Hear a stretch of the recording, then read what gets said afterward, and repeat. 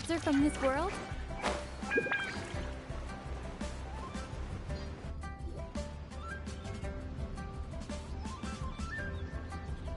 We're almost at Way High Pavilion. Hey, do you think Ganyu will be shocked to see Cloud Retainer like this? Guess we have no idea Shenhe and Ganyu have ever seen her in this form before. Wait, where did she go? Why are you just standing there, Cloud Retainer? Quietly now. One shall stay here. You two can go and meet with her. But why? Isn't it better if we all go together? If one were to proudly proclaim one's presence, Ganyu would surely profess herself otherwise unoccupied and drop everything to attend to one's visit. One fears that would only result in her staying up all night to make up for lost time. One does not wish to trouble her. Conversing vicariously via you two shall suffice. Do remember to inquire as to her recent well-being. Again, do not mention one's presence here. Fair enough. Makes sense. All right, then, we'll just pass on your regards and... Cloud Retainer? Oh, busted. Is that lady someone you know, Miss Ganyu? She is indeed.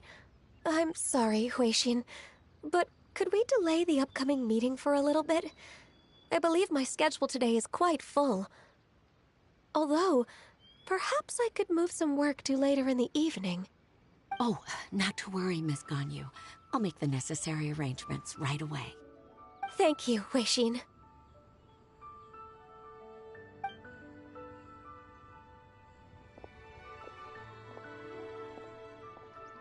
It's been a while, Ganyu.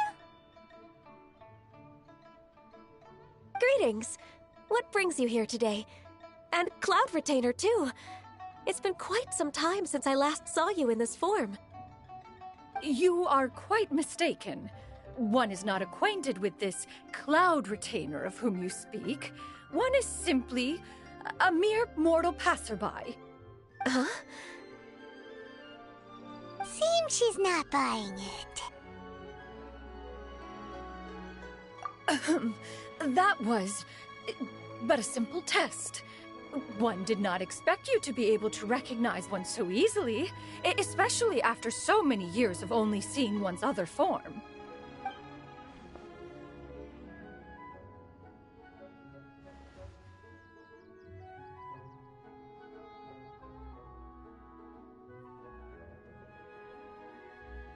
But recognizing you is, my responsibility as your disciple. An apt observation. One was simply passing by while attending to some important business. One thought it would only be fitting to pay you a visit while in the area. Wait, Paimon wasn't aware of any important... Cloud Retainer's right! We've still got something super important to do, so we can't stay here for too long today. Oh, is that so? But it's been so long since we last saw each other. One simply desired to see you and had no intention of interrupting your work. A quick conversation should suffice for today. A more involved reunion should wait until you find yourself less occupied. I understand. That should be fine. While one acknowledges the amount of work that you have to deal with every day, one must also remind you to rest. Though Adepti blood flows through your veins, excessive exhaustion will still cause grave harm to your body. It still makes one nostalgic to see you as you are now, respected and independent. When you were young, you oft begged one to cuddle you to sleep when you suffered from nightmares. Cloud Retainer! Stop! If you insist. We are running short on time regardless, so one will refrain from going into each and every story. Why don't you continue your conversation? One shall simply stand by and listen. Wow, you've been to so many new places since the last time we spoke. If you ever need anything, please just come find me at High Pavilion. Also, forgive me for my presumptuousness, Cloud Retainer, but if you plan to continue appearing in this form, don't you think it'd be helpful to adopt a human name? A human name? Huh. You raise a valid point. Considering the sheer extent of one's renown, Cloud Retainer is surely too recognizable as a name. You really think so? Not that you're not famous or anything, but that famous? You presume to know the extent of one's illustrious achievements. One would hardly think such a thing to be possible. Nevertheless, Ganyu's advice cannot be ignored. From this point on, when in public occasions, be sure to refer to one as Shenyun. Shenyun?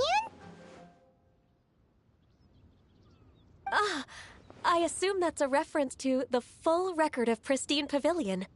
An adeptus of years past would rise with the clouds and rest with the moon. They were enlightened and wise, free and unfettered. The writer referenced Master's name to describe her carefree and spontaneous nature. Oh, that sounds super cool! Paimon feels like only the most powerful of Adepti could rise with the clouds and rest with the moon. Actually, those lines were originally written to describe Cloud Retainer herself. Huh? Wait, so you're really that powerful? And what of it? Did you truly take one to be nothing more than a bird of bigger than average size? Not exactly.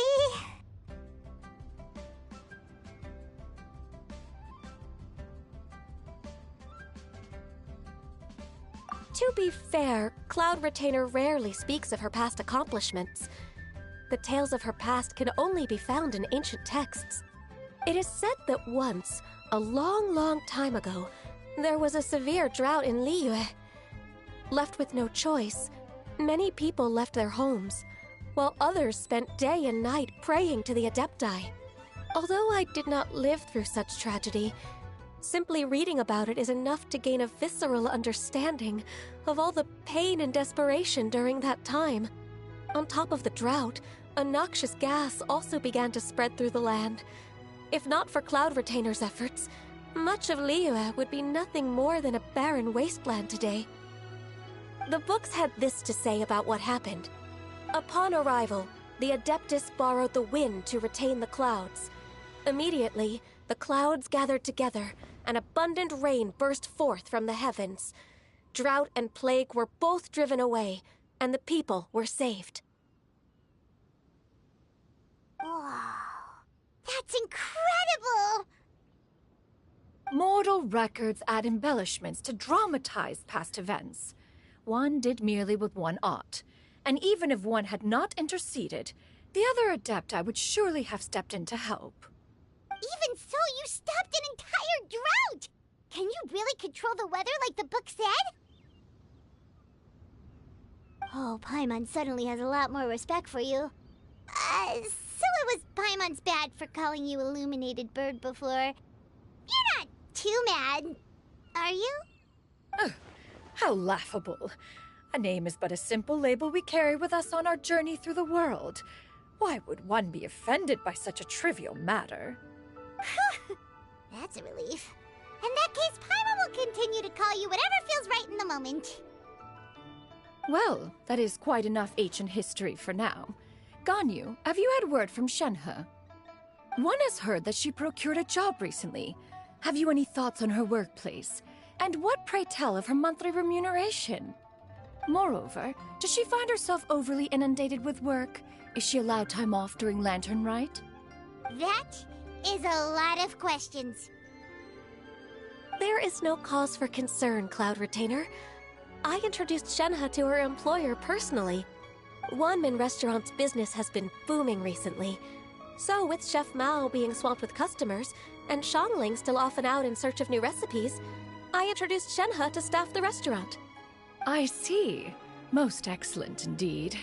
One has had the pleasure of being introduced to that family. Shangling is kind and astute, While her father is loyal and reliable, one has no cause to believe that they will make Shenhe's work difficult. Now, it is almost time to partake in the victuals of noon. One shall visit Wanmin Restaurant in person and see how Shenhe is doing. Huh? But didn't you just say that you had something important to do? Can that wait until after we've eaten? You may return to your work, Ganyu. One shall see to this matter on one's own. There will be many an occasion to dine together in the future. One is certain the opportunity shall present itself most readily. Of course, Cloud Retainer. Please take care.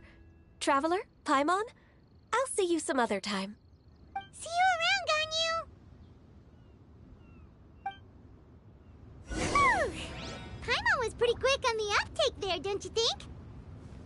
As soon as you mentioned important business to attend to, Paimon realized that you were just looking to cut the conversation short and not take too much of Ganyu's time. Is Paimon right?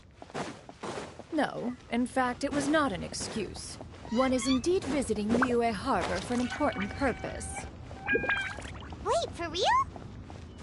The moment is not yet upon us. Still, the truth will be revealed to you in time. She really seems to be playing up the whole mysterious Adeptus thing right now.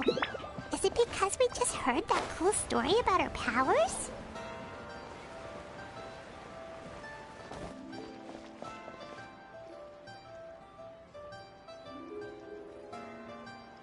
You get what I'm saying, right? Yeah, how can I not? Not even fine food is enough to distract from the presence of a fine lady, eh? Oh, I'm far more interested in getting her details than ordering any dishes. Hey, how about you ask her? You do it. No. I think you should. Wait, she's coming. What can I get for you today? Greetings, miss. I was just wondering if you'd be willing to... What would you like to order?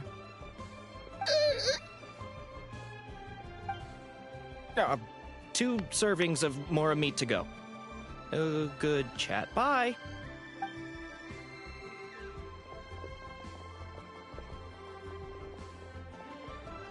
Shenhe! Welcome. It's been a while. May I take your order? Don't welcome us as guests and greet us as old friends in the same line. It's weird. Mm-hmm. Oh, and this is? This is Miss Xinyun. Master? Huh? One does not recall ever revealing this form to you before. How were you able to ascertain one's true identity with such ease? I've trained and lived with Master for more than 10 years. I would recognize you no matter what form you take. You... Is something the matter, Master? Hardly. One simply learned of your employment from your letter and came to check on your well-being. And check out the great food, too! Indeed. It's almost lunchtime. My apologies. I'm still on the clock and can't talk for very long. Well, if it isn't the Traveler and Paimon. Are you here for Shenhe? The lunch rush isn't in yet, Shenhe. So, I've got things covered for now. Go ahead, sit down and enjoy some time with your friends. I'll let you know if things pick up. Thank you, Chef Mao.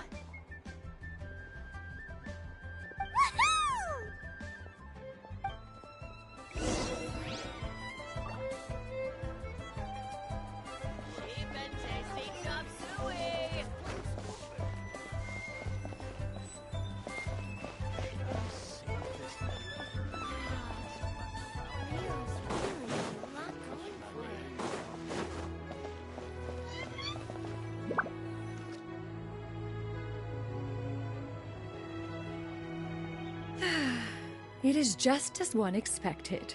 The owner of Wanmin Restaurant is indeed a most reasonable and accommodating human.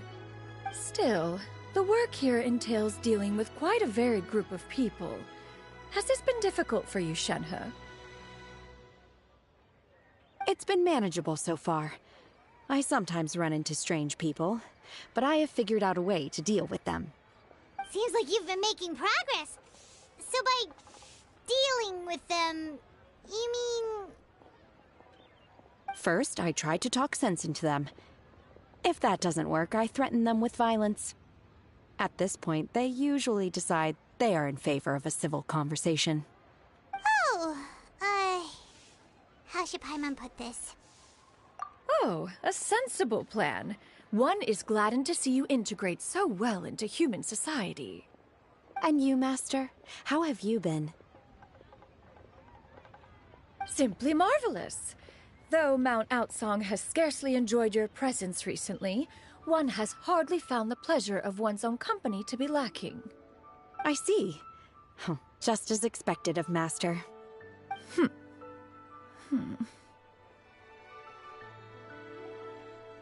I have missed Master quite a bit too. Even though work has been busy lately, I've already had a conversation with Chef Mao about taking some time off soon to visit Master. Oh, you did? Do make note of such matters in your letters in the future. There's hardly a need to keep one in suspense. Whoa, her mood shot up just like that. By the way, Master, since you are in Liyue Harbor, have you had the chance to visit Ganyu?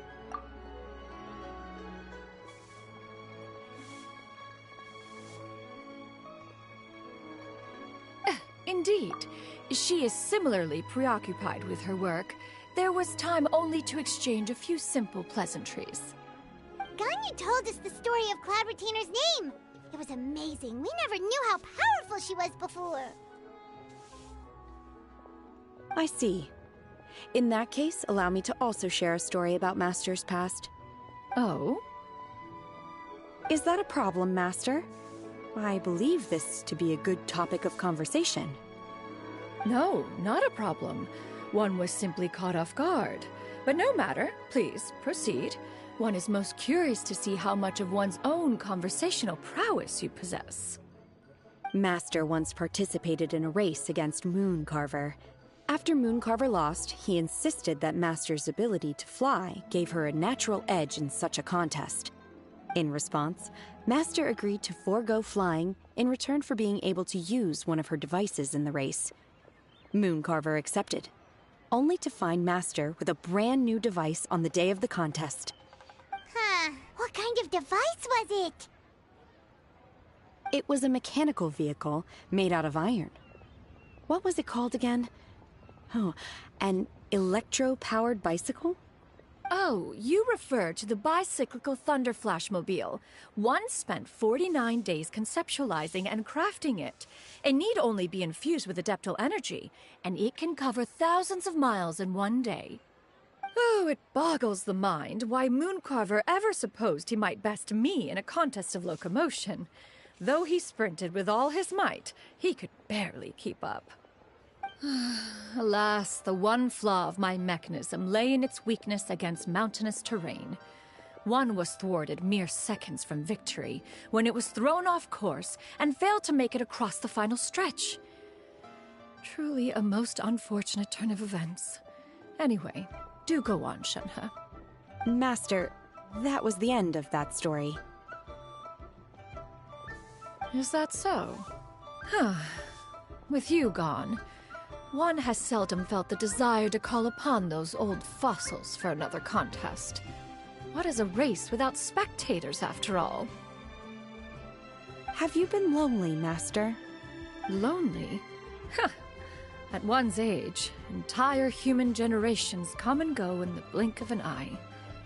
Even one's own self-directed musings can span several days and nights. 'Tis a most foreign sentiment. The mere mention of it is preposterous.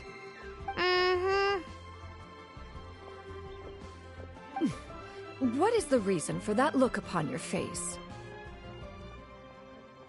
It's nothing. It's just... Well, Paimon gained a lot of respect for you after listening to that story of you summoning the rain and everything.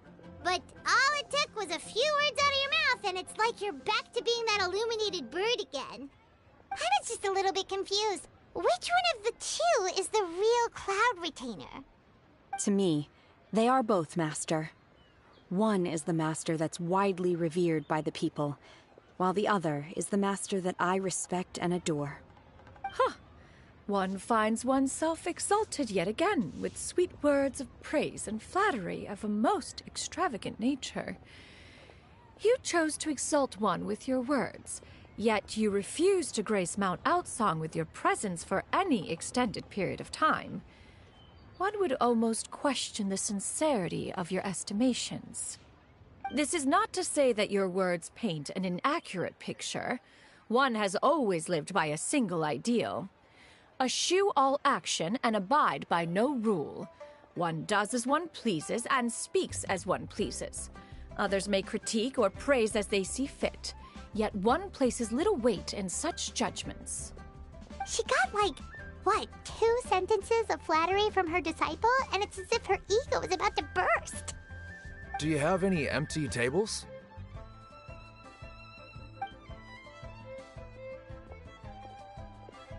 Hey there, could we get another fish stew?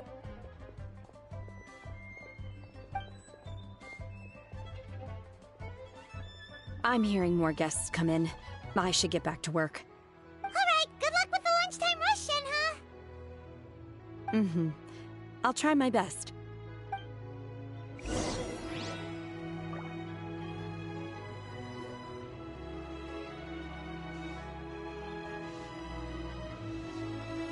So much yummy food! Paimon's gonna feast! One is fond of all kinds of delicacies and delights in a multitude of flavors. The dishes here demonstrate no shortage of culinary skill. Their unique flavor profile has left one more than satisfied. In fact, one has been struck by quite the fit of inspiration. One has already begun to conceptualize the next generation of supreme cuisine machines. Everything's so tasty! A bit too hot at times, but still super tasty. I'm sorry, miss, but our tables are full. Shall we try somewhere else, Granny? But it smells so delightful. Can we really not eat here? My poor legs can't go on for much longer. Well, you could always check with some of the other guests and see if anyone's happy to share a table. Okay, I'll ask around.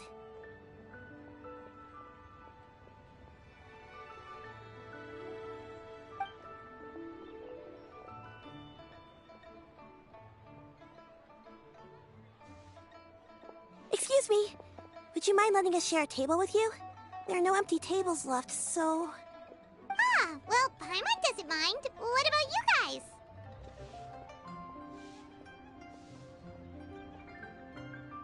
Great! Thanks so much. My name is Shuyu, and this is my granny, Yuendai. Granny? Yep. Is there something wrong with that? No, Paimon's just a bit surprised. She looks so young. Yeah, a lot of people compliment Granny on her youthful looks, but she's actually much older than she appears.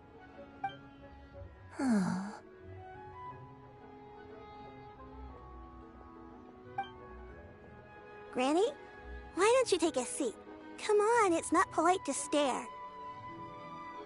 Huh. Have we met before? No.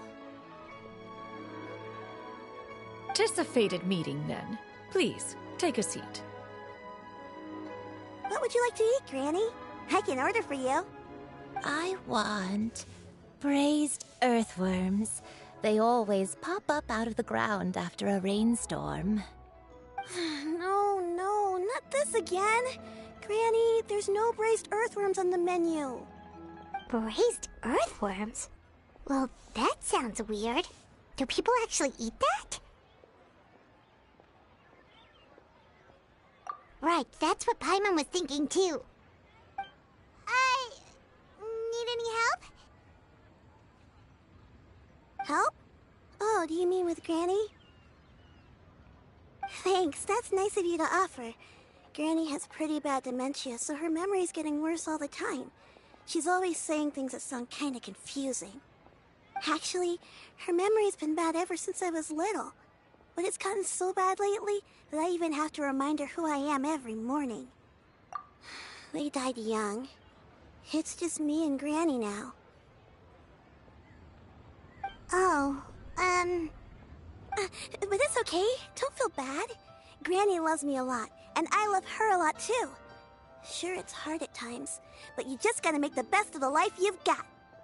Wow, you're really tough for your age, kid. You're too kind. And me? Oh, what about me? You're tough too, Granny. Plus, you're really gentle, and you're always there for me. Yes, and it's hardly as if I forget everything. I still remember the important things. Wait, what was that really important thing again? Ah, I remember now. It was a dream. I had a dream where everything was dark. Someone was standing in front of me. She told me to come and find her, and that once I'd found her, I would be free. Huh? That sounds super important. But how come you've never told me about it before? It was just a dream, so I forgot about it. But I'm in a good mood now, and somehow I remembered it again. You know, I believe I've had this dream a great many times. But just how many times have I had it? Now that I do not remember. Wait, so you have a reoccurring dream where someone's talking to you? That sounds spooky. Oh, does that mean you're possessed? Unlikely.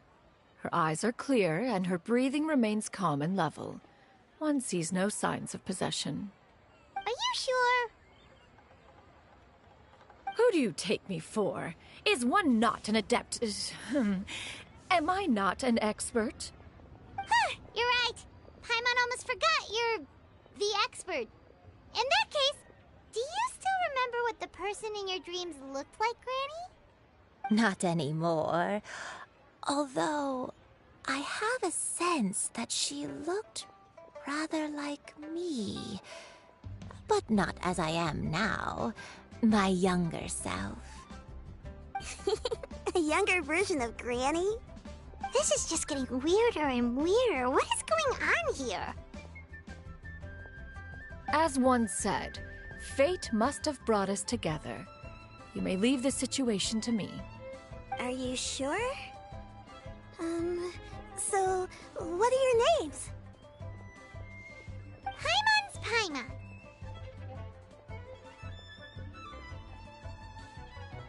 Just Shenyun is fine.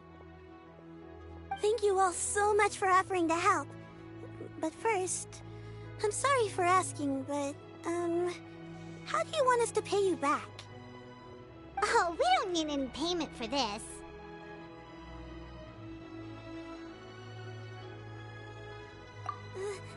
Thank you so much. You're welcome. But Miss Shenyun, what exactly can we do to help out this Granny? All we have to go off is that dream. Where do we start? That is elementary. Since her dreams portray her younger self, then we shall retrace the steps of her youth. Once we have revisited those places, her memories will likely return. Sounds like a plan. So, Granny, do you remember which places you went to when you were young? Why, of course I do. The heavens above, the earth below, the wispy clouds, and the emerald mountain streams. Okay, taking that as a no. I might have an idea. Once, when I was really little, my dad told me that Granny used to be a martial artist heroine who saved loads of people from a disaster.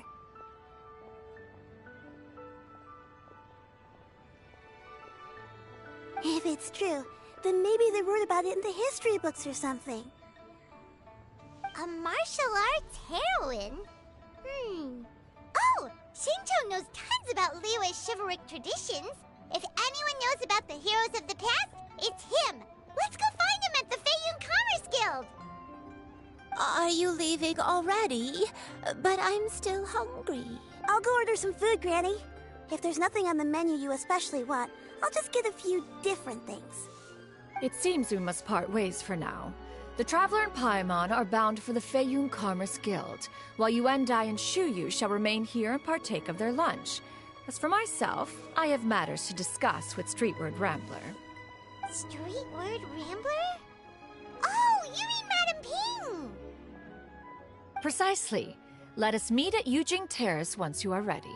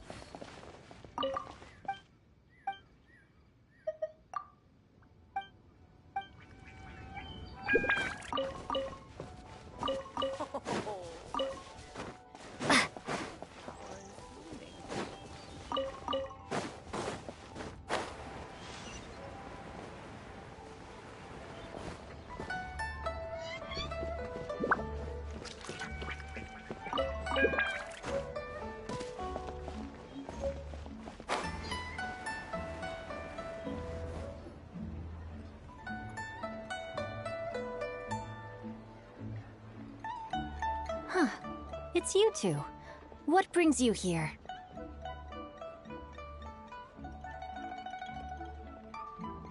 Shincho! Great, we found you! We wanted to ask you about something.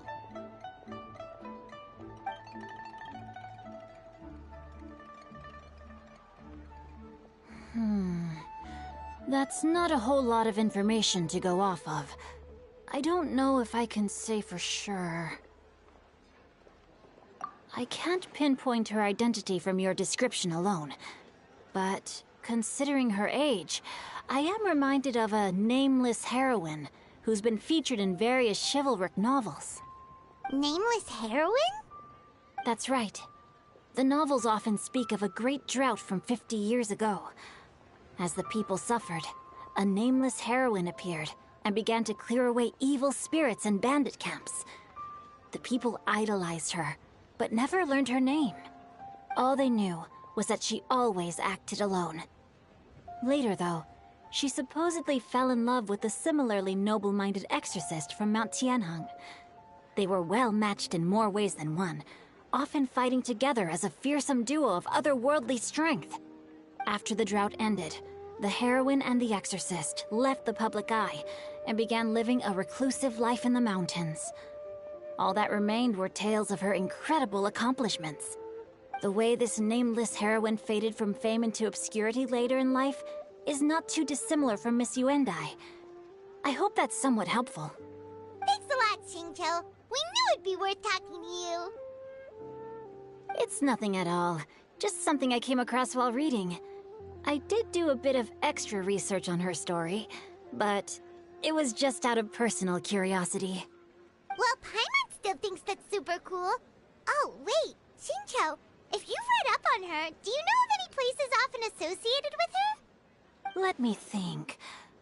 In the novels, the nameless heroine always appeared near one of 3 places. Wangshu Inn, the area just north of Jueyun Karst, and Qingyun Peak.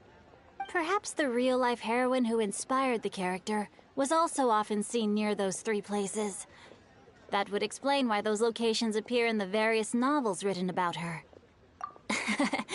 You're welcome. To be honest, I found some parts of the story confusing when I first came across it. If Miss Yuendai was indeed the original inspiration for the character, she may just be able to help me put the pieces together. It's rare for a chivalric hero to fade into obscurity during their lifetime, even after retiring from the public eye. But no one ever saw or heard from the nameless heroine again. There were even rumors that she became extremely ill. I've never understood why someone would go to such lengths to erase themselves from public memory. It's almost as if she was trying to hide from something. There's probably far more to the story than what's been written. We'll be sure to tell you if we manage to uncover the truth. That's a deal. Perhaps, behind the truth of it all, there lies a story more fantastical than any work of fiction. Paimon feels like we just learned so much from Xingqiu. A drought, a nameless heroine, a life of seclusion. Wait, why does the story sound super familiar? Oh, right! There's a drought in this story, too! Xingqiu, are droughts super common in Liyue or something? Well, they used to be. But people have long since developed methods to prevent them, like by cultivating the soil or digging canals. So while droughts do happen from time to time, they are rarely regarded as true disasters. The drought 50 years ago is probably one of the worst we've had in the last several centuries. The crops withered, the streams ran dry, and the monsters in the mountains became rabid and agitated. Countless caravans were attacked, and people who lost their homes came together to form bandit groups. What started as a natural disaster soon became a human tragedy as well. That sounds awful. Yeah, and that's exactly why the nameless heroine was so beloved. She must have been someone of true integrity, to do so much for the people while asking nothing in return. Still, as terrible as that drought was, it was nothing compared to the truly calamitous disasters that befell this land in ancient times. They say that back in those days, disasters were both more severe and more common. Only the strongest of Adepti could hope to dispel the ruin and devastation. Do you have any other questions? We're good for now. We're just going to head back and meet up with Miss Xianyun and the others again. Paimon hopes that Granny Yuendai will be able to remember more of her past. She used to be a great hero who saved many people. So sad that she can't recall any of it. Anyway, we'll be off now. See you some other time, Xingqiu. Thank you so much for your help. It's no problem at all. Safe travels.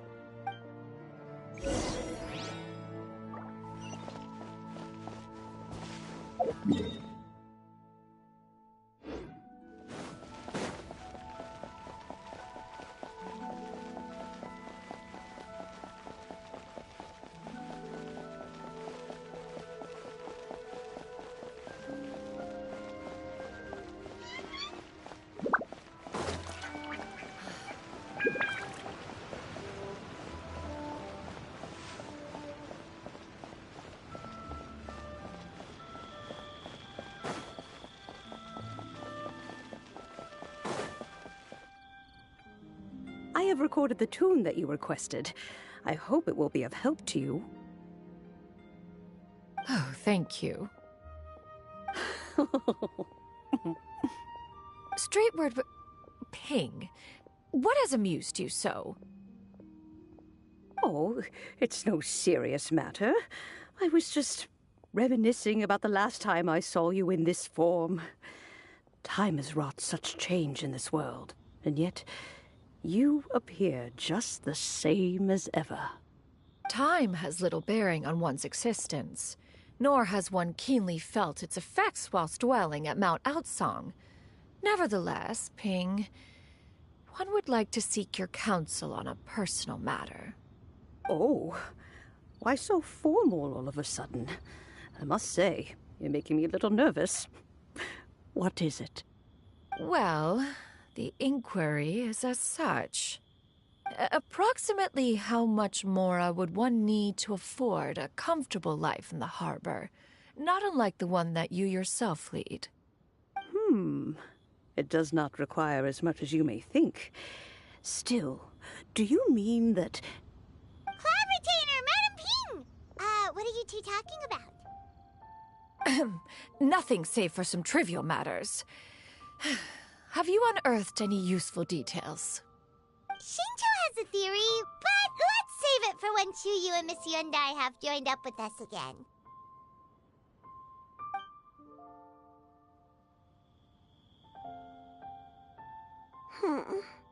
Do not be troubled, young lady. Here, have some tea. Thank you so much. What do you think, Chuyu? Does it match up with what you know of your granny? According to the story, the nameless heroine eventually fell in love with an exorcist from Mount Tianheng. Maybe that's my grandpa. I don't have many memories of him, but there was this one time I found a box in our attic full of a bunch of weird sigils. I think so too. Granny might remember something once she's returned to a familiar place. What marvelous tea. I can taste the dew's sweetness in this cup. It's as if I was taking a stroll in the mountains, thoroughly one with nature and at peace. Is that so? Then please drink as much as you like. There's no need to hurry. At our age, it's always nice to slow down and take the time to appreciate pleasant conversation among friends. Thank you. Okay, since we have the time, can I ask you something? Sure thing. What would you like to know? I have a secret I want to tell you. Let's go talk over there.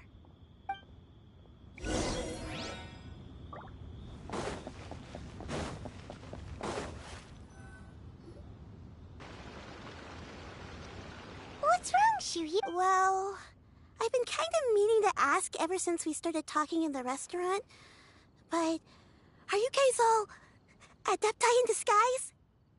Oh! How about that? Well, you guys just seem super special.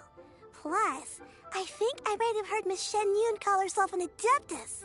Oh, must have been a slip of the tongue.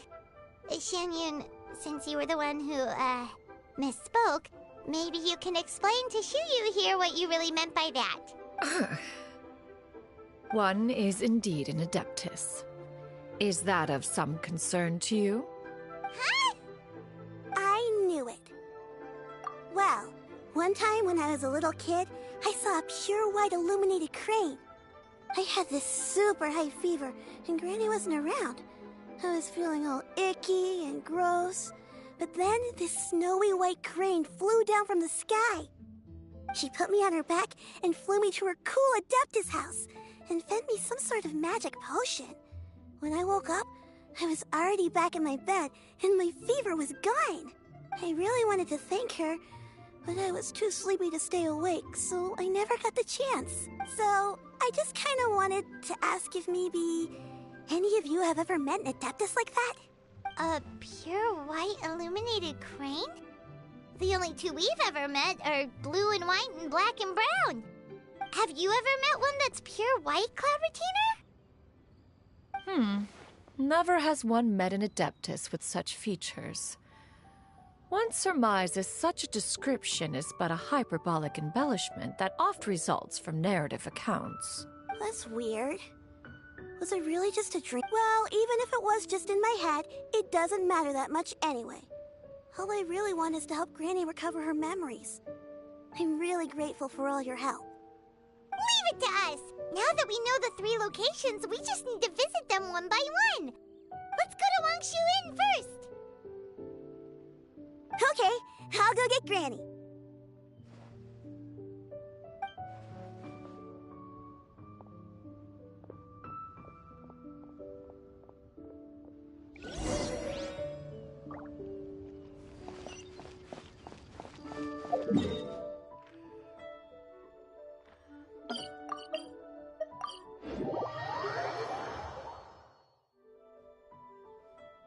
Wangshu Inn. Do you remember this place, Granny? Yes. The fish here is very delicious. And if you look out into the distance, you can always spot a bird that's been left behind by its flock. I believe I used to have a room here. It had a window. Yes, yes, I spent a lot of time looking out that window. Which room was it again? Let me look. I'll come with.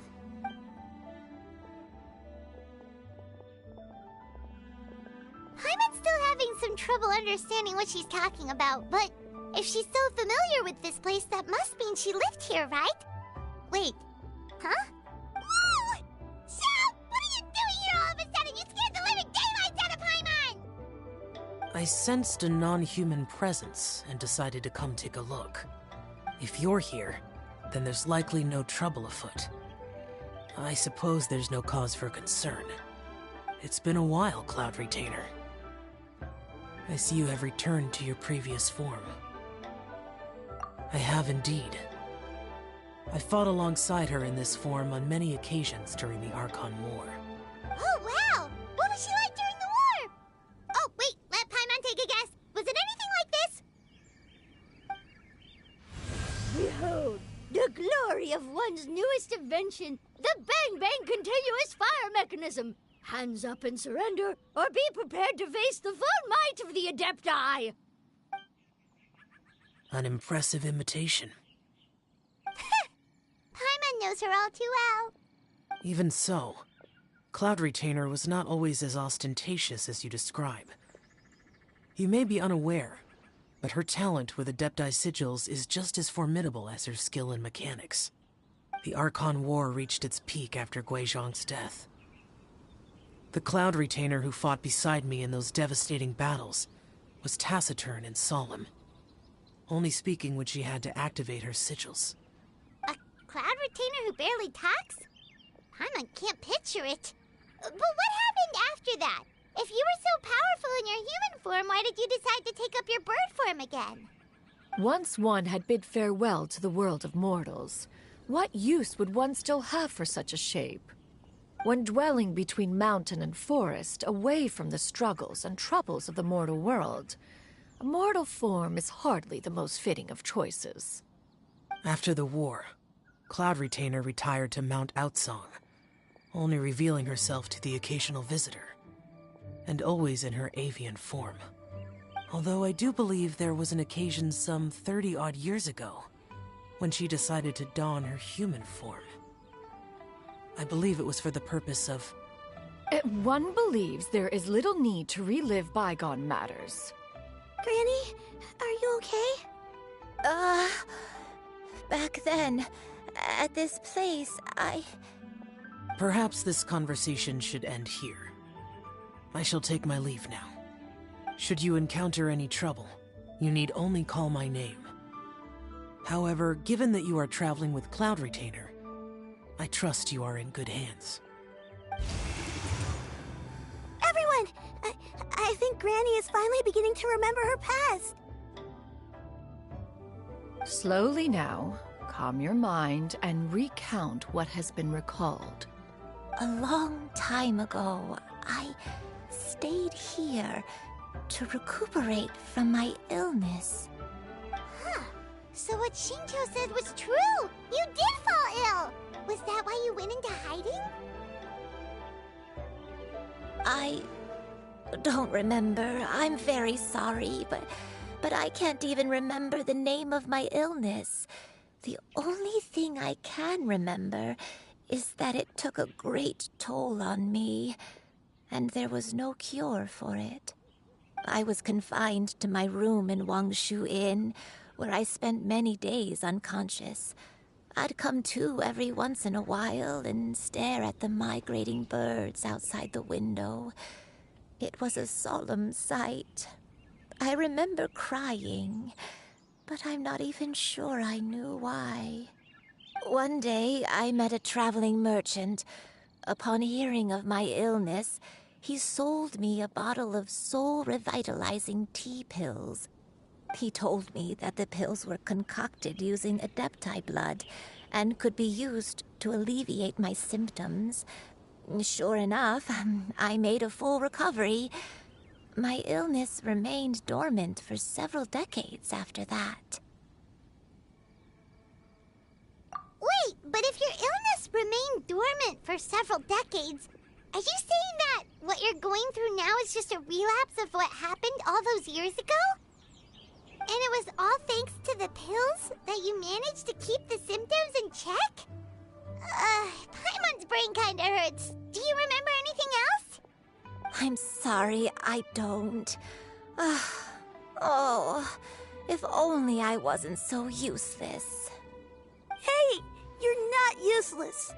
You've done so much for me. Watched me grow up. Raised me. How could you say that about yourself? Oh, fret not, dear child. Granny was just a bit frustrated. That's all. The recovery of a person's memories is a gradual process. Finding pieces of one's past is always superior to not finding anything at all. Let us make haste to the next location. Next location. Next location. Oh, why don't we go to the area north of Dwayunkars next? There isn't really a landmark there, so where should we start? Oh, Paimon's got it. Let's check out the houses in the area first.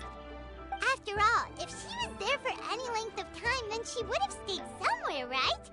Oh, Paimon's really got her thinking cap on today. At this rate, we'll recover all of Granny Wendai's memories in no time.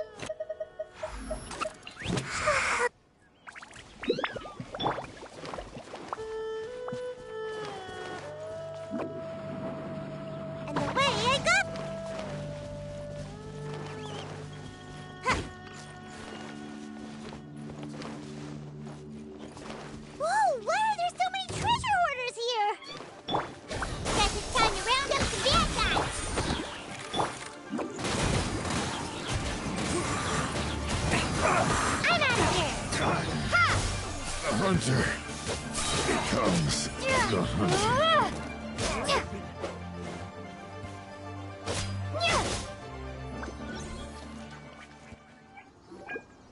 Do you remember anything about this place, Granny Wendai? Let me think. I feel like I've been here before, but I don't think I stayed here too long. I might have just rested here briefly before continuing on my way. Got it. That's okay. There are still plenty of other places we can check. Wait a second. If I remember correctly, I believe I brought... Ah, yes. I brought some sweet snacks with me. Go on, take some. You need to eat a lot if you want to grow big and strong. Oh, thank you! Then Paimon will help herself. Away I go! Me. Just once more.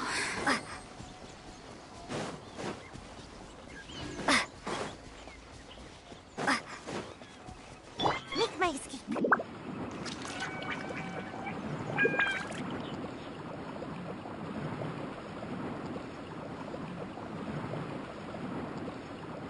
I'm out of here!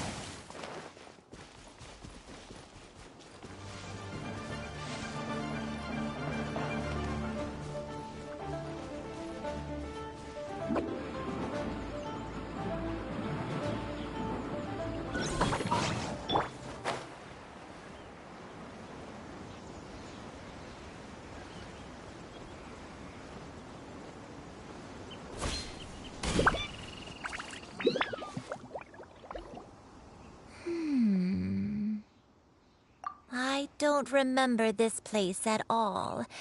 I don't think I've ever been here before.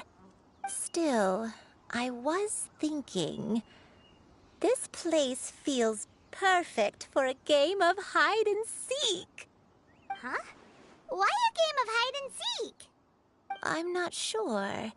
Maybe it's because I used to play that game a lot with Shuyu when she was younger. I don't remember playing it that much. Are you sure about that, Granny? We only played a few times, and we stopped once we realized I was no good at the whole seeking part. Ah, is that so? Then I must be mistaken. Not here then. Let's try somewhere else.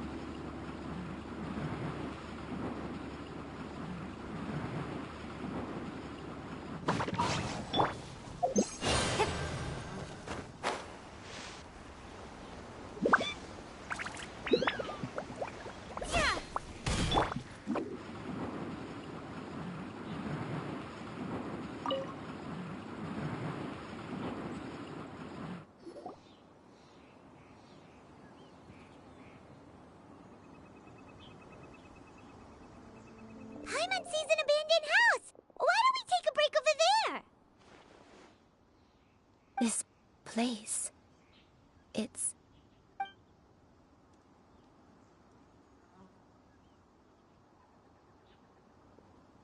Did you remember something, Granny? I remember. Shuyu, this is where your father was born. It was a moonless night.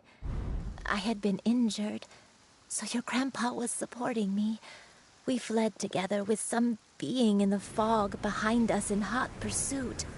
I had exhausted my strength when the labor pains came on, so we took refuge in this house.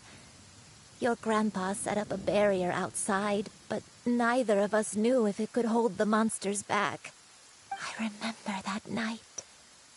I remember falling to my knees, reciting a prayer over and over. I alone am the source of this sin. Punish me as you wish for forsaking my oath, but spare my innocent child. Sin? Oath? Did you do something wrong? I don't know. I don't remember. I only remember praying in the darkness with all my strength until the sun finally rose again and the fog cleared out. Eventually, the house was filled with the sound of my baby's first cries. That baby was your father. I remember I clutched him tight to my chest and wept tears of joy. It was the first time I'd ever felt such happiness in my life. My dad? He was my pride and joy, and so are you, Shuyu. You're so much like him, and I love you both so much. But you're always going to be different from me. Why? Just what did I do? I don't care what you might have done, Granny. You'll always be the person I love more than anything. You're too sweet, Shuyu. I'm lucky to have you with me. If not for you, I would not have had the courage to come here, to try to remember what I had forgotten. All right, let's not stand around any longer. There's one place left, yes? Let's go take a look. If one recalls correctly, the next place should be Qingyun Peak.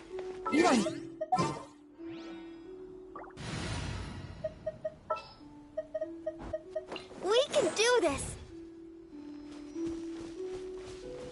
I may be a bit slow, but I'll do my best to keep up.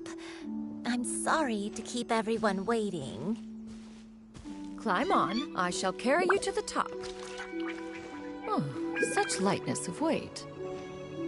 All those who grow old grow frail in the end, do they not? First, you lose your memory, then your health. Eventually, you end up losing everything.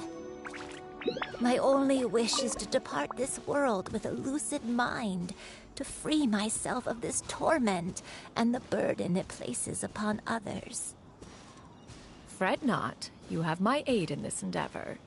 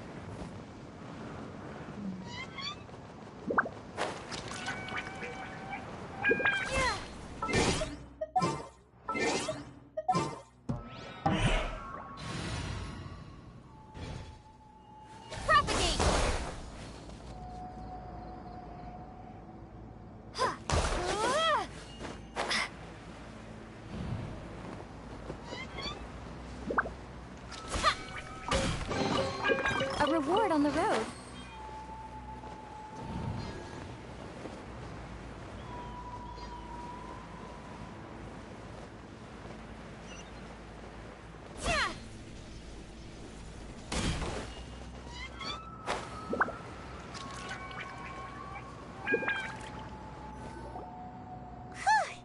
We're finally here. Does this place feel familiar to you, Granny One Day? Let me see.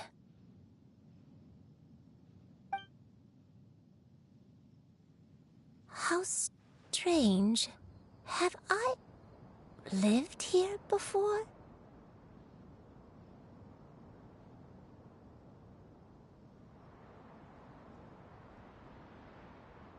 When we were at Wangshu Inn and the abandoned house earlier, though I couldn't remember everything, I still felt a sense of familiarity. I could easily picture myself in those places. But here, I don't have that feeling. Perhaps I did come here in the past, but it just didn't leave a strong impression on me. But did the stories get it wrong then? Yeah, that's true. But they're also the only thing we have to go off of. Paimon was hoping this place would jog Granny Yuendai's memory just like the others. I'm sorry to disappoint you two. It's all right. We're not going to give up yet. We'll figure something else out. Just you wait. Thank you. If only I could remember. Huh? That way. What's that mountain? Oh, let Paimon look! Huh? Isn't that Mount Outsong? Looks like we've come full circle. Mount Outsong. Mount Outsong. Granny, are you okay? Don't push yourself, Granny. It's okay if you can't remember. You shouldn't do something that makes you sad. Mount Outsong, What am I really? Mount Outsong holds some familiarity to you? It does, but I can't go back. Are you feeling unwell? My head, it feels all heavy and dizzy. What is wrong with me? Cloud... Miss Xianyun, is there anything you can do? Let us go to Mount Outsong. But... Fret not, all will be well. You and I, you have already given more than enough to the pursuit of this endeavor. You may leave the rest to me. I've prepared something that can aid you in suppressing the fear in your heart and restoring your lost memories. It currently resides at Mount Outsong. Wait, really? When did you do that? I never leave anything to chance. All will reveal itself when we arrive.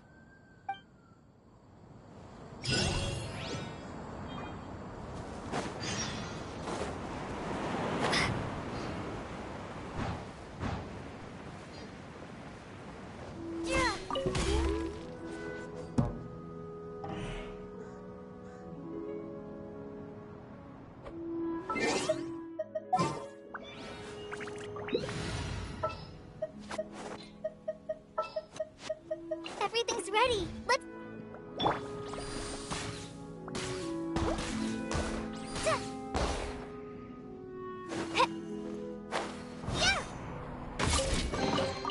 Wow, this is so lucky.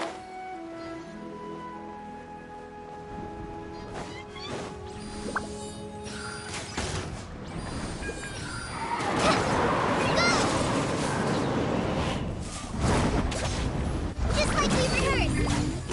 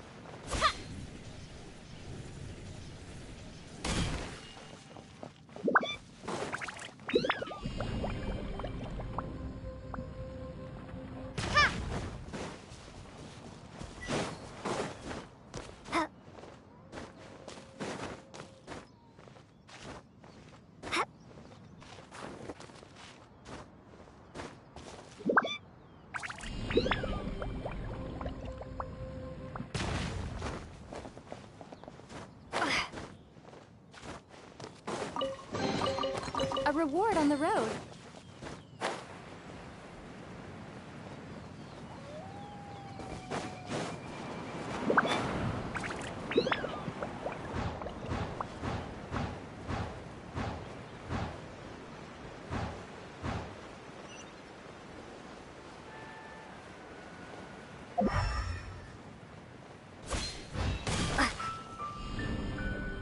Starfall!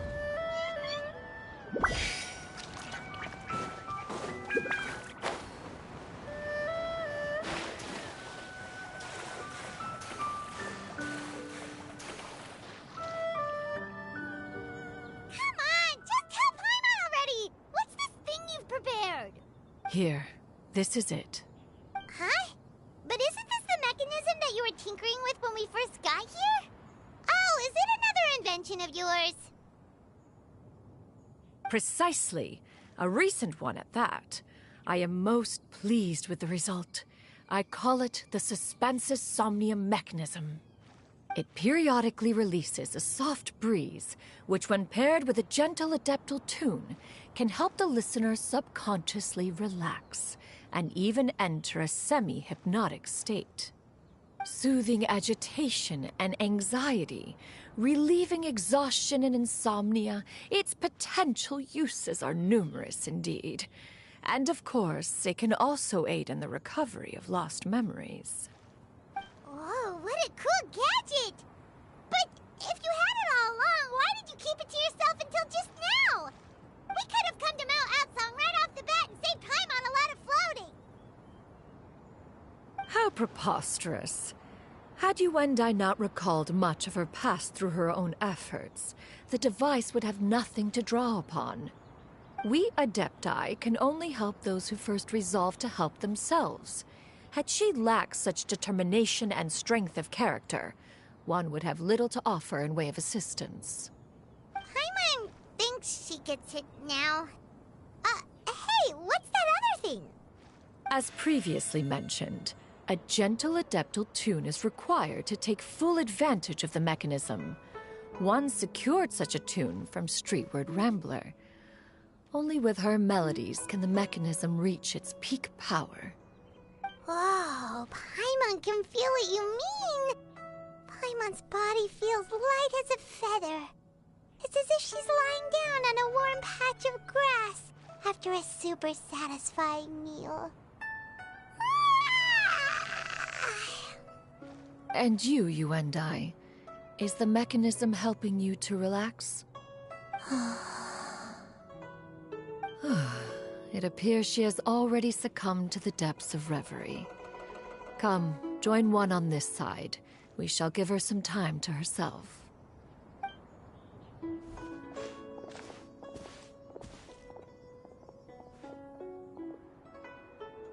The drought is over. But why do you look like you want to cry? The potion. It's nearly run its course. I've never regretted meeting you. Not even for a second. Please. Please, no.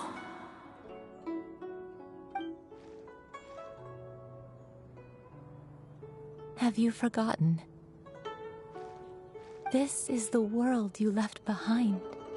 One of gentle breeze and morning dew, perfectly straddled betwixt the realms of heaven and earth.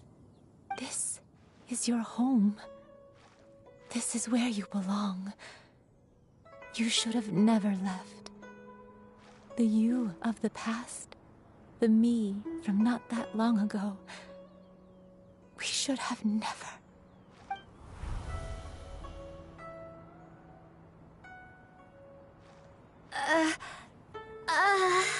So that is the truth. No wonder this place is so familiar. Granny! Granny, are you okay? Cloud Retainer. Your memories have returned?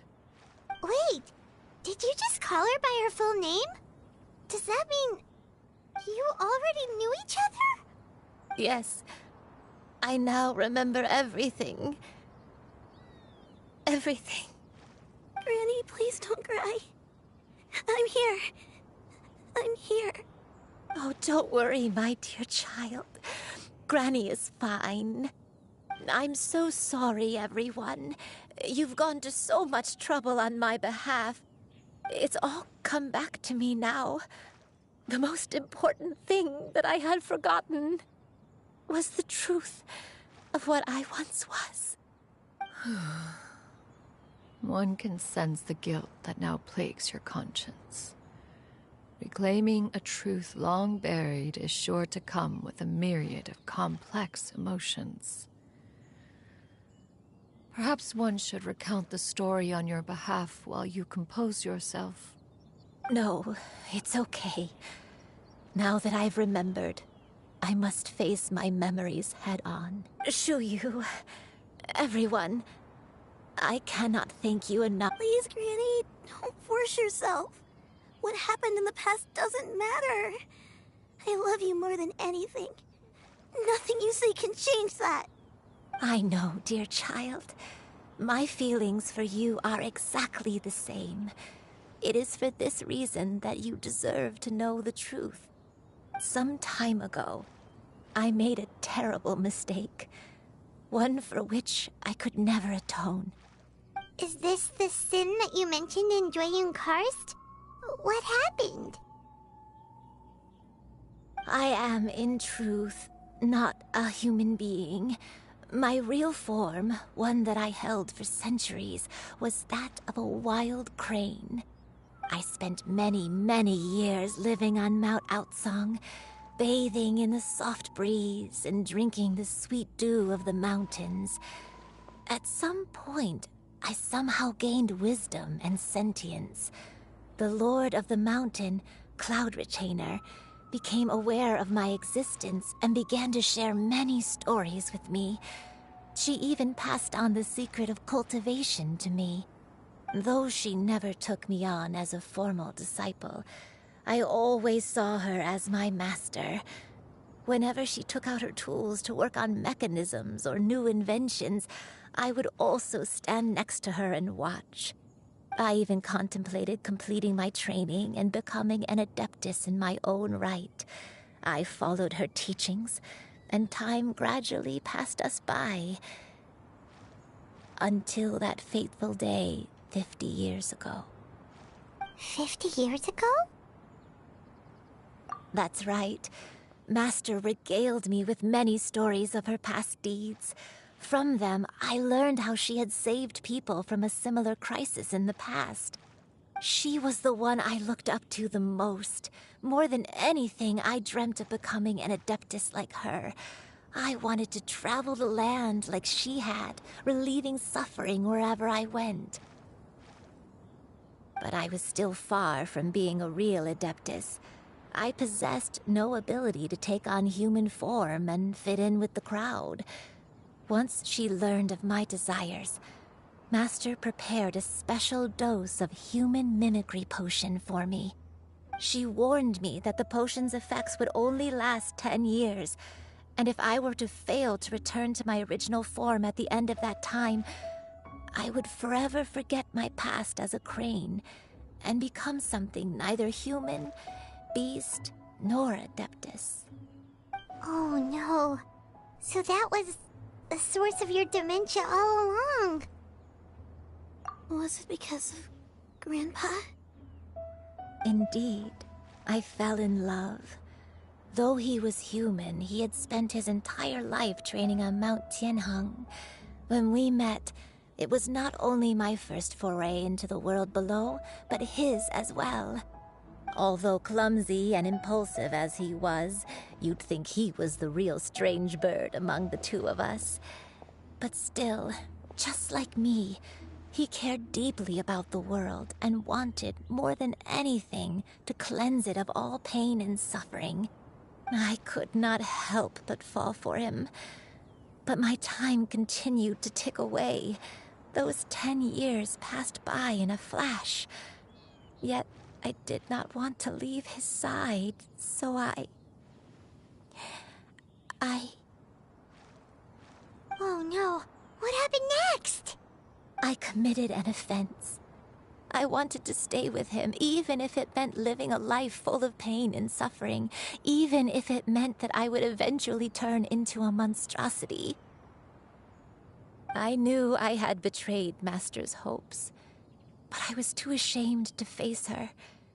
So I wrote her a long letter instead and asked someone to leave it outside her abode.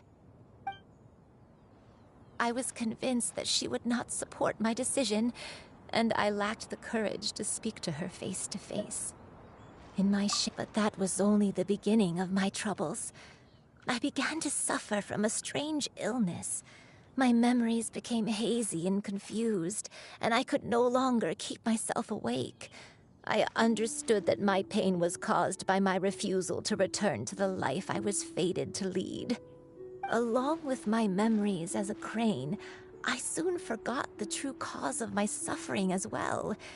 I knew only that I had committed a sin. All I could do was pray for forgiveness, even if I had long forgotten what needed to be forgiven. Looking back, I was beyond lucky to have come across that traveling merchant at Wangshu Inn. It was such a fortunate coincidence that we were there at the same time. If it weren't for those soul-revitalizing tea pills, I probably would have... Granny! What's wrong? Coincidence? Why did I ever think it was a coincidence?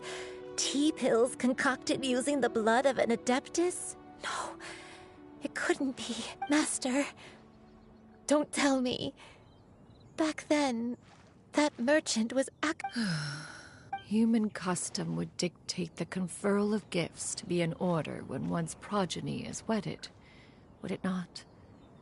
Consider the pills a symbol of one's best wishes. So when I tried to conceal my name and mistakes from the world and hide myself away in perpetuity, the only person I managed to deceive was myself. You knew where I was all along. One still remembers when you were but a fledgling. You possessed a certain fondness for a particular game. You would hide yourself among a group of wild cranes and ask one to pick you out from among the flock. One found you with such ease every time. 'Tis a truth most evident. One always recognizes one's own, no matter what form they may take. Wait! Paimon's confused! So, Cloud Retainer, you found Yuendai again? But how? When? And what happened after that? Perhaps it is now time for one to recount the rest of the tale.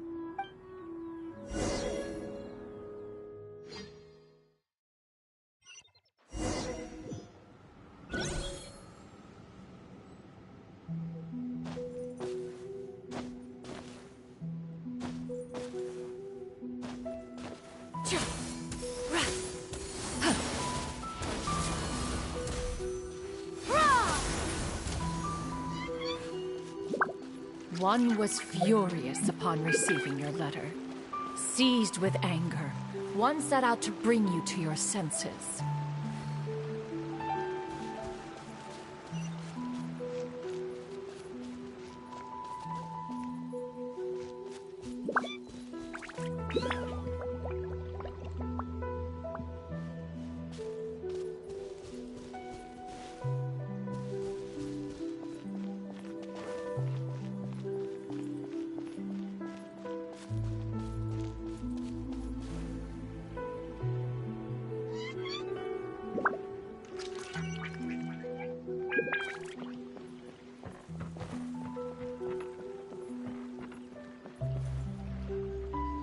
In truth, one had more than a few misgivings about your chosen partner.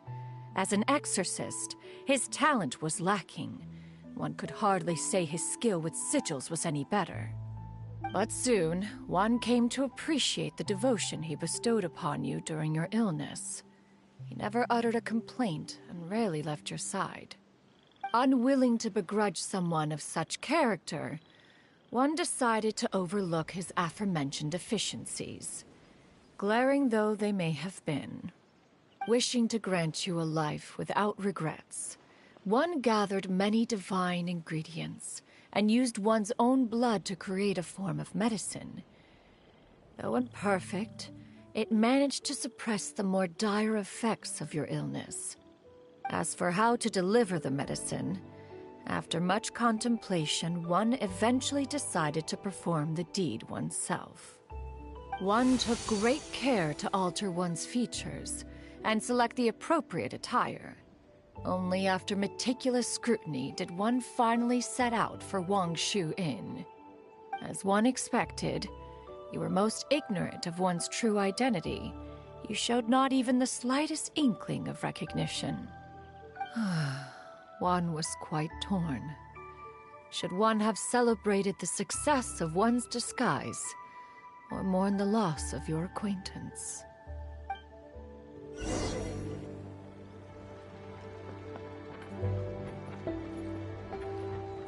Yeah! Yeah! Hit!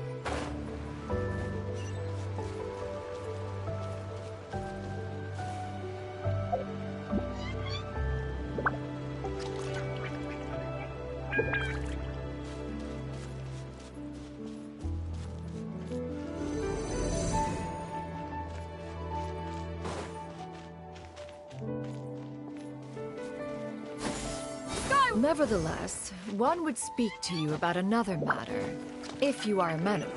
Even considering your loss of memory, one was simply flabbergasted that you could so easily forget the consequences of consuming medicine infused with adeptal blood. Its proclivity to attract monsters is hardly that complicated of a concept to remember. To think that you tried to travel while weak from sickness and heavy with child. Had one not intervened to clear the fog, all of you would have been lost during the night.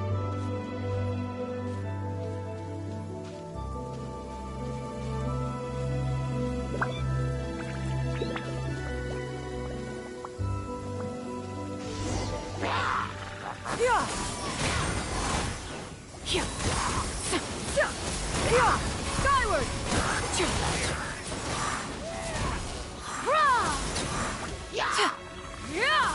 Yeah! Skyward! Scatter! Make way for the Adeptus! Yeah!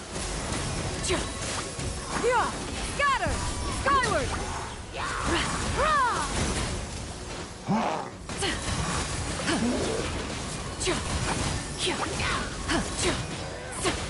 Yeah! Scatter! Seize the skies!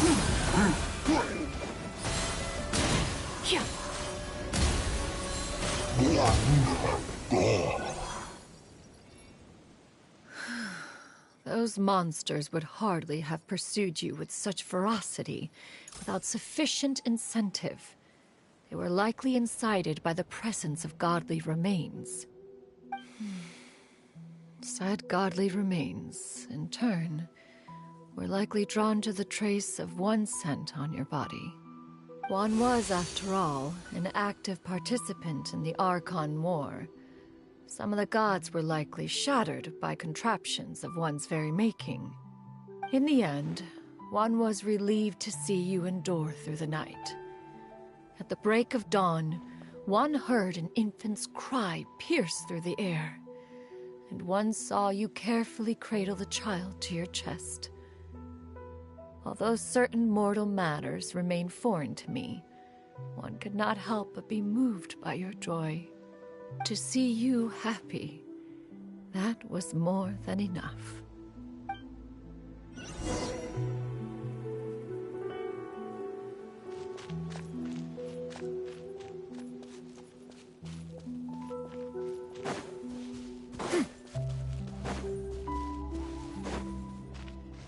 Now you should have a complete understanding of the events. Wait! But if that's true, then the crane who took care of me when I was sick must also be... Ah, one had almost neglected to recount the absurdities of that tale.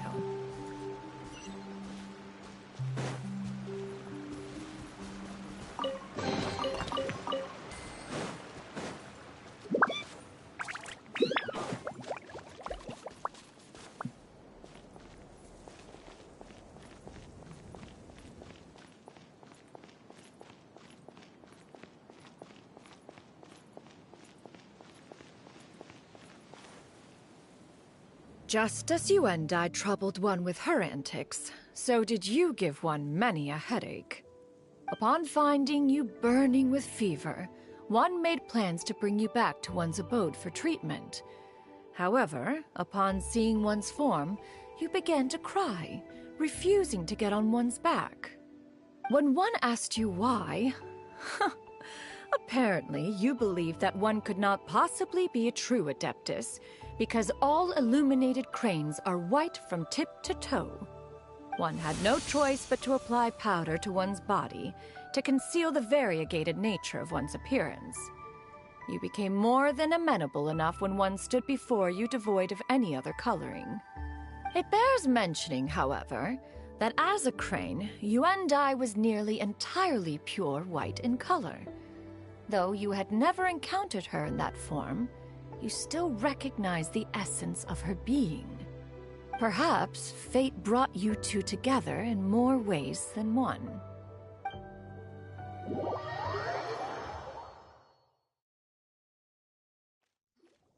Now all has been revealed. One owes you an apology, you and I. One recognized you upon your very entrance into Wanmin Restaurant. One has always viewed you as a disciple of equal standing with Ganyu and Shenhe. Indeed, one wished to bring your story to a satisfactory end with this visit to Liyue Harbor. Still, one could not reveal your identity right away. Had one simply informed you of all you had lost, all those cherished memories would merely have become the fictionalized account of another. Memories are most meaningful when recalled by those who lived through them. Would you not agree? Even if the process was painful and arduous to experience. Have you any further inquiries? Master, I must ask, if you found me all those years ago, why did you leave me be, even though you knew about my mistake? Why did you not bring me back to Mount Outsong by force? One has never regarded your action as a mistake. It was a simple choice, nothing more. When it is time for one's progeny to leave the nest, it is the responsibility of an elder to let them fly free. Yet, when your wings grow weary and the night grows dark, just know that you always have a place to which to return. 'Tis a refuge referred to by many a name in mortal writing. Home, nest, haven. Whatever its denomination may be, its essence remains quite unchanged. One speaks, of course, of a place not unlike one's own abode. One's disciples are free to come and go as they wish, yet the door remains forever open to those who wish to return. One rather hopes you count yourself among them. Thank you. Thank you so much. You and I. One expects you too have sensed the rapid deterioration of your condition as of late. Have you not? 40 years ago, you chose a path without a future. Though one used one's own blood to provide you with a few decades of extra time, it merely delayed the inevitable. One may have extended the path, yet one was unable to alter its final destination. Even the power of an Adeptus has its limits. Had your condition continued to deteriorate, you would have forgotten your life as a human entirely. In the end, you would have turned into a creature lacking in the ability to even comprehend its own monstrousness. Fortunately, you were able to avoid that scenario by reclaiming your memories. Though one sped the process along by providing some guidance, the result is entirely a reflection of your own effort. So, what's gonna happen to Granny? One will help her reclaim her original form as a wild crane. If it be fated, she may recover her sentience one day. She's gotta go back to being a regular crane, huh? Master, you've already done more than enough for me. I don't know how I could possibly repay your kindness. This is a better result than I could have ever hoped for. How much time do I have left? Not long. The transformation is imminent. Granny? Please don't leave, okay? You're all I have left. Please. Don't be sad, dear child. Granny has led a wonderful life. My only regret is having to leave you behind. Don't forget to eat well, okay? A growing young lady like yourself needs lots of good food to grow big and strong. Promise Granny you'll take good care of yourself when I'm gone. I promise, Granny. I'll do whatever you say. Good girl. Good girl. Don't worry. It's not goodbye forever. Granny's gonna become the most formidable crane in all of Mount Outsong. Granny will train day and night. I won't stop until I can turn into a human without having to rely on anything but my own power. When that day comes, we'll be able to live together again. You and I. How's that sound?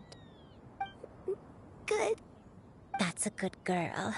Even though we won't see each other for a little while, as long as we both work hard, we're sure to meet again someday. I'll eat well, Granny. I promise. And I'll wait for you, no matter how long it takes. I'll wait for you to come back. That's a good girl. Then Granny really has no more regrets. I'm so sorry, Master. Thank you for everything.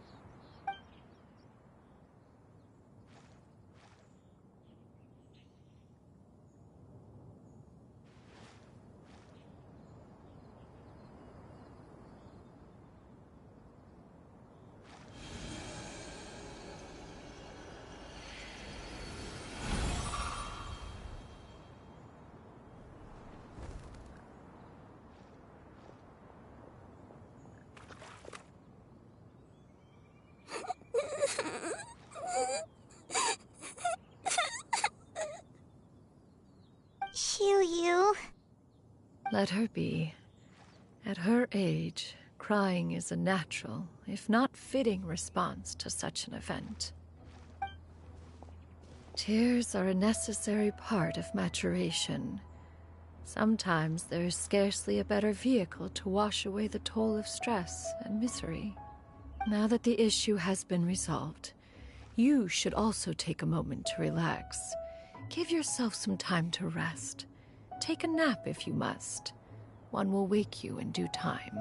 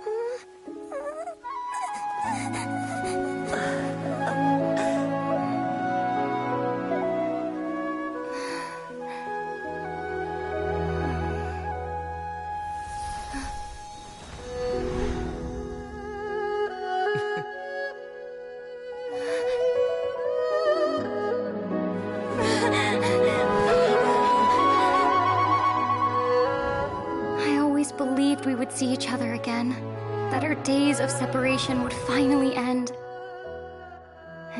troubles would be behind me.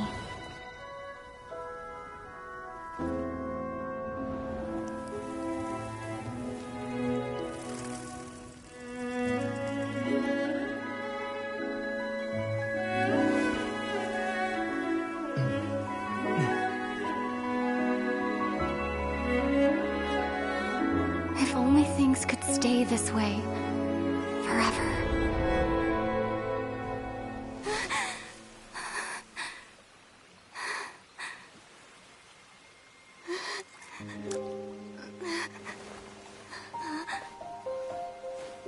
A nightmare? Curious. If you're relaxed, shouldn't your dreams be pleasant? It was a good dream. It's just... You weren't ready to wake up.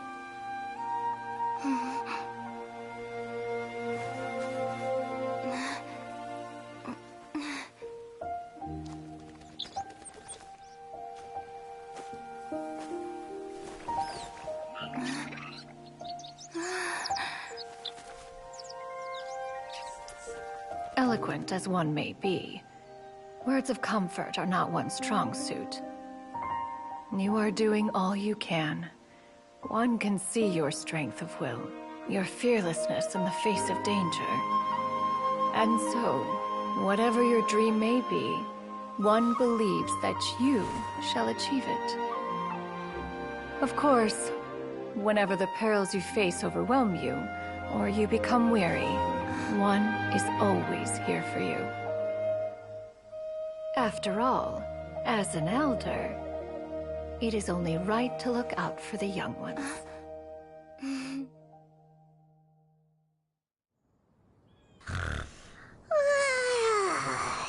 Grilled chicken drumsticks. Huh?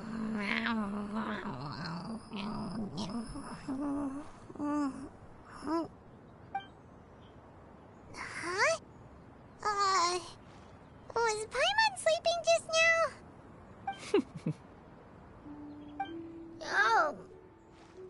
Oh, Paimon wasn't talking to you. Paimon had a dream about eating grilled chicken drumsticks, that's all. Madam Adeptus?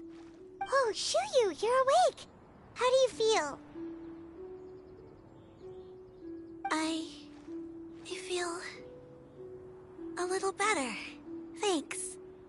I know I'll see Granny again someday, so I don't feel so sad anymore. Madam Adeptus, could I ask you something? Would you take me in as a disciple? Oh, and have you reasons for this sudden interest? I know Granny thought what she did back then was wrong. She felt really bad about it. But without that mistake, I would have never been born. Even though Granny lost her memories, she never forgot to show me how much she loved me. So, I thought maybe one day I could become a cool Adeptus like you and help a whole bunch of people, just like Granny wanted to do. Upon some reflection, one supposes you are no mere mortal. The fact that Yuendai's blood flows through your veins is proof enough of that. If this is what you desire, one shall make it so. Thank you so much, Madam Adeptus. No, I mean... Master. Shuyu, are you sure about this?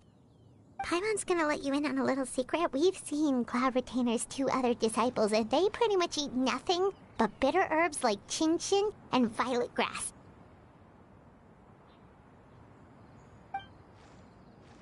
If you join them, you'll never enjoy Wanmin Restaurant's delicious cooking ever again. How utterly preposterous.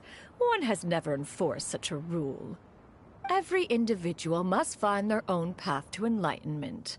So long as one retains a pureness of spirit, one's dietary proclivities are quite irrelevant. Well, you say that, but Paimon's not seeing any tasty treats up here now, is she? Although Mount Outsong is rich in natural beauty, its location does preclude access to certain finer mortal comforts. That is precisely why one plans to relocate to Liyue Harbor. Shu Yu shall have the honor of becoming one's first disciple in the human world. Whoa! You're leaving Mount Outsang? One has never concerned oneself with the location of one's residence. From the very beginning, one has sought only solace and peace. Yet in the end, all of one's disciples ended up in Liyue Harbor. Ganyu, Shenhe, Yuandai. They all chose a life among the mortal world. One has reflected on this fact for many years now.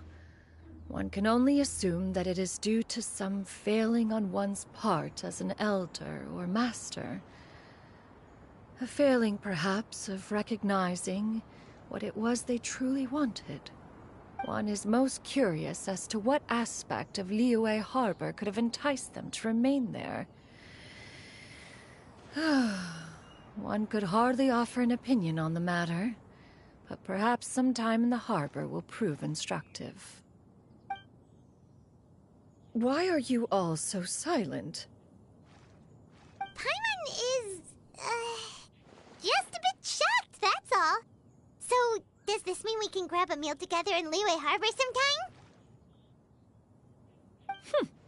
One has precious little time to squander. However, if one finds oneself otherwise unoccupied, one would not be opposed to the idea. One will be assuming the identity of a human while residing in Liyue Harbor. You should take care to avoid disclosing one's true identity. Don't worry, we'll help you keep it a secret. So, when can we expect to start seeing you in the city? Perhaps in 2 days' time. One has some matters to see to before one's departure. Preparation is the key to success, after all. One plans to put up various items from one's collection for sale. The earnings should provide for a comfortable living in Liyue Harbor. One has already picked out a handsome property near Chuhu Rock. 'Tis no small purchase, but what is mortal life if not one expense after another? Seems like you've really thought of everything. Then how about we meet up in Liyue Harbor in 2 days? A sensible plan. See you then. Oh, also, why don't you take this suspense insomnia mechanism as a souvenir? Anytime you should feel ill at ease in the future, you may try quieting your mind and sitting in meditation as you listen to its melodies. It might help you find a new perspective. Awesome! Thanks, Cloud Retainer! Hey, didn't we promise Shincho that we'd tell him what we found out? Should we make a trip to the Feiyun Commerce Guild? It's totally up to you.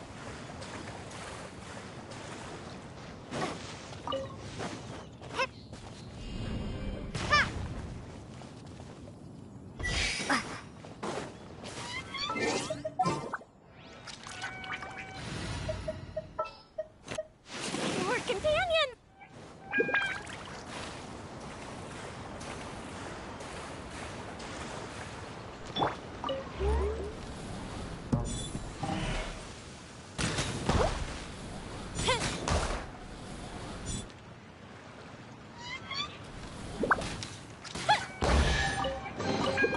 What do we have?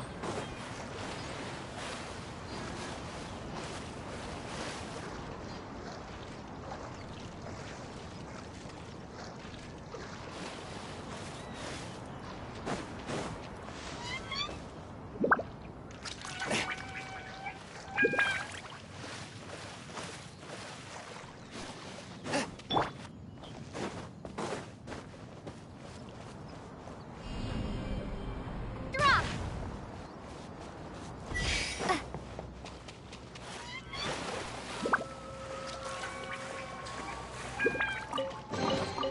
A reward on the road.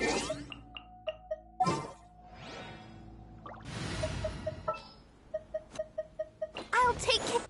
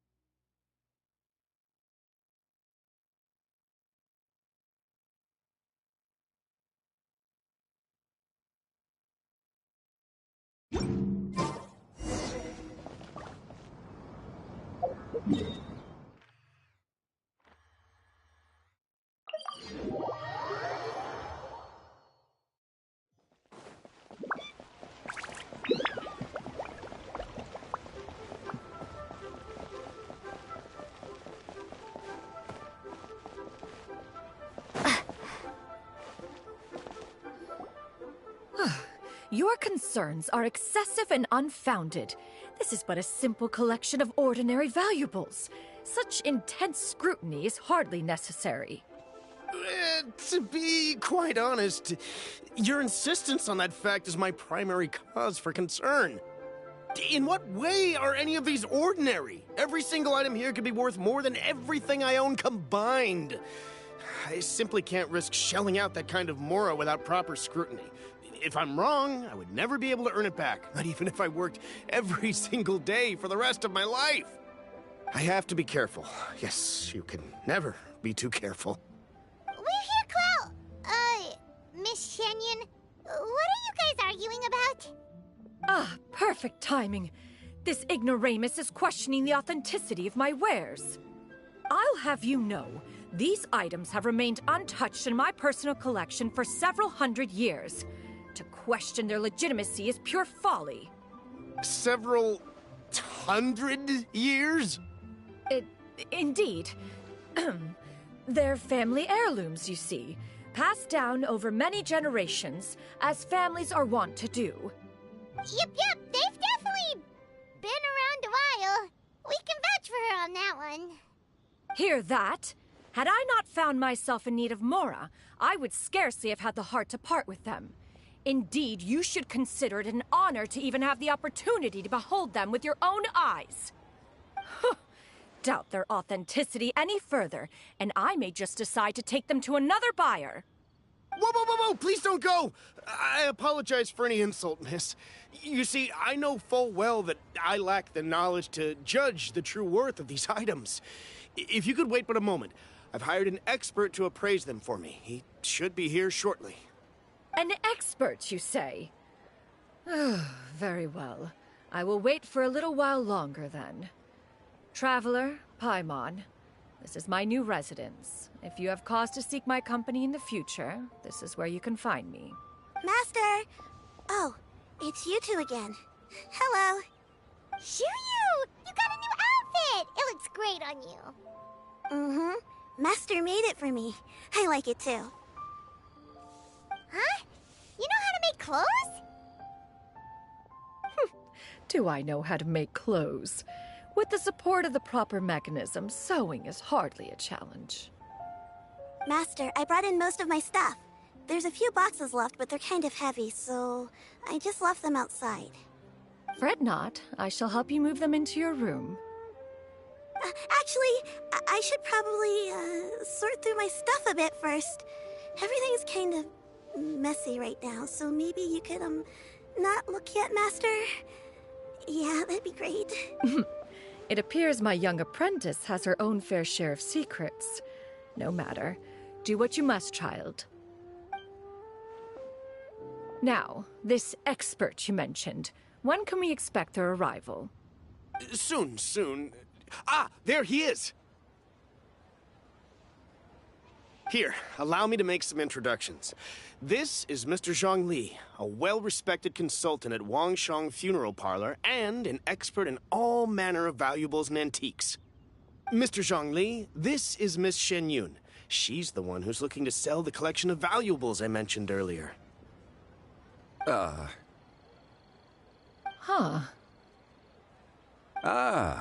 If it isn't Miss Shenyun. It has been quite some time since our last meeting. What a serendipitous reunion. Indeed, most serendipitous. Have you been faring well as of late, Mr. Zhongli? Quite well, thank you. I was fortunate enough over the past few days to enjoy both a stroll in the mountains and a fresh brew of tea from the most recent harvest. The experiences left me with such insight and peace. Huh. So you two are already acquainted? Indeed. How fortunate we are that fate has brought us together again. If you are otherwise unaware, allow me to inform you that Miss Shenyun is a well-regarded collector and appraiser. She is well-versed in all fields, and oft-celebrated for her impeccable taste. You stand to gain much from this opportunity. You are too kind, Mr. Zhongli. True collectors pride themselves on their wealth of knowledge and eye for detail. I can say without a doubt that you are foremost in that regard. Why, you flatter me, Miss Shenyun. It would seem that you are as self-effacing as ever. Not at all, Mr. Zhongli. Not at all.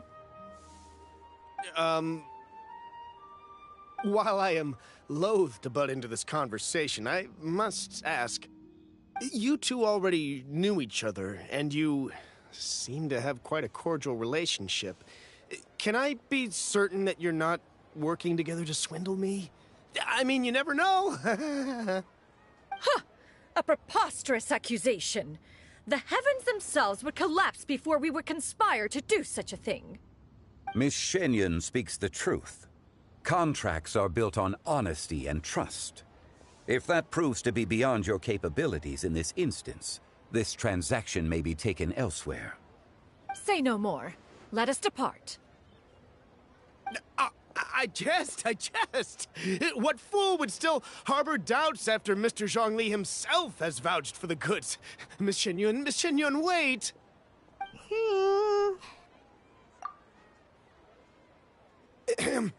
I deeply apologize for doubting you.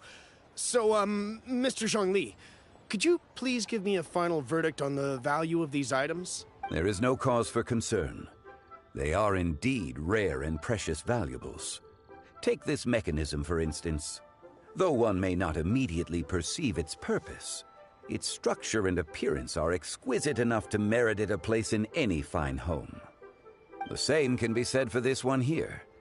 Few could hope to possess an item that so perfectly blends mechanical wonder with geometric grace. I am sure you have heard from your travels that the study of mechanisms is among the most wondrous arts in this world. With that in mind, I earnestly recommend procuring every last item in this collection. All right. Since I hired you as my consultant, Mr. Zhongli, I shall, of course, trust your good opinion. Then, in that case, Miss Shenyun, I'll take the lot. However, since the final sum is quite large, how about we start with an initial deposit through the Northland Bank? The Northland Bank? Huh. Oh, you refer to the fiduciary house. Oh, very well. I fear people only use the term bank nowadays. In that case, I'll be off for now. I'll return to collect the goods once you've received the funds.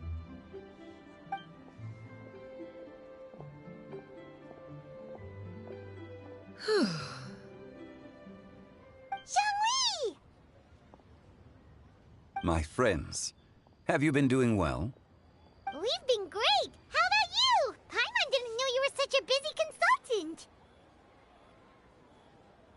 My days have been quite pleasant as well. I had been quietly enjoying a cup of tea when Mr. Xiaozu requested my services.